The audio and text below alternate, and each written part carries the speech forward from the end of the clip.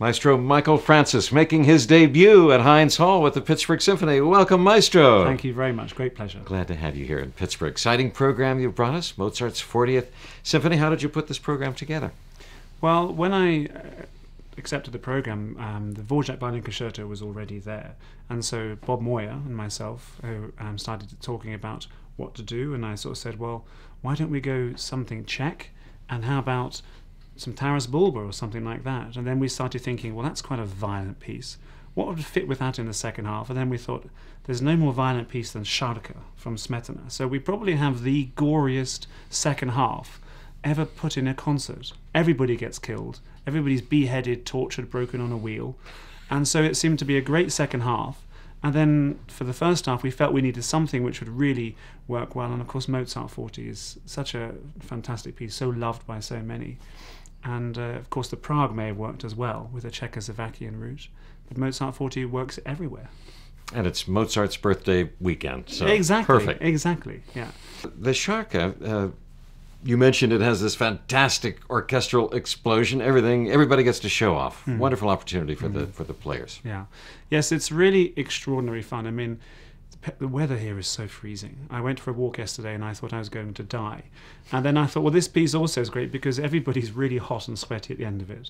It starts great anger as Sharka realizes that all the men have killed the female government. So she says, I'm going to kill all the men. So she lays a trap for the prince.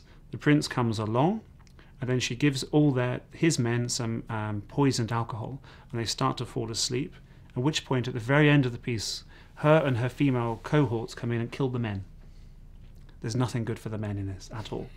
And so what's great about it musically is you have this incredible, visceral, almost composed in violence with great force and fire, and then wonderful beauty when Sharka tries to seduce the prince, and you have this beautiful love passage which then slowly twists and becomes something else, and within such a short space of time it covers such an incredible range of emotions, and the ending is just pure fireworks.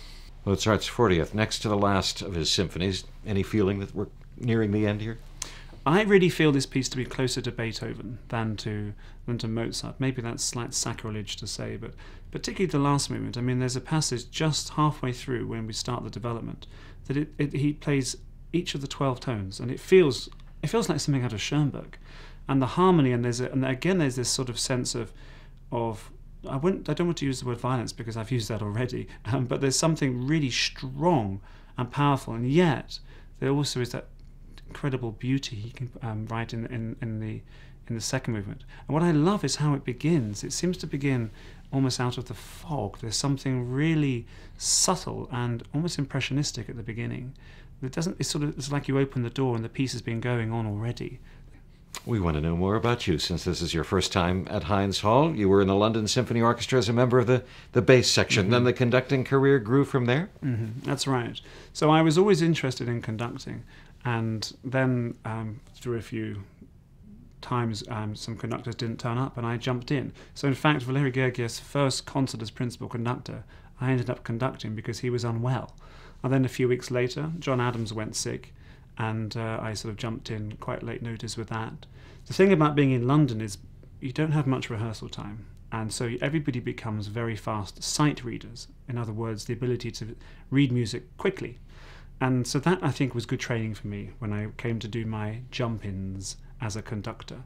And so, yes, it really was a case of the very first time it happened, it was a rehearsal in Lithuania, and the managing director came up to me and another bass player and said, will one of you conduct Shostakovich 4 now? And I went, okay.